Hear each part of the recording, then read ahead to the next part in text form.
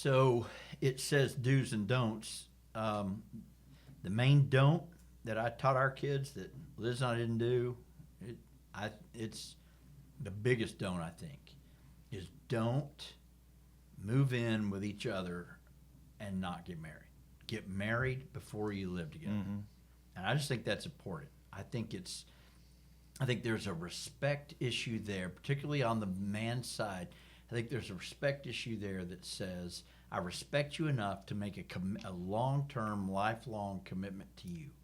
And if not, what I'm really saying is, I respect you enough to, I respect you just enough to sleep with you, but not enough to make a commitment to you. Mm-hmm. And that's a deal breaker. I mean, you should. I'm not saying you shouldn't do it because it's morally wrong, though I think it is. But I just think relationally, I've heard guys say, "Well, you wouldn't drive a car without, you wouldn't buy a car without test driving it first, right?" And I just want to say, she's not a car. She's a human being, and she deserves your respect. She deserves your trust, and she deserves the commitment from you.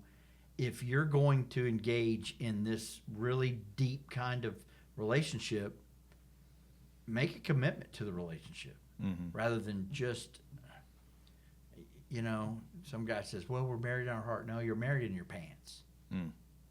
Let's just be real about this.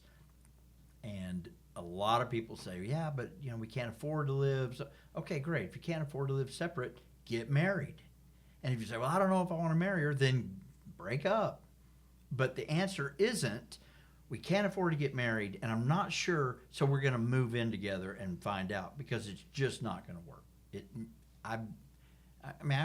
can work. I'm sure it can work.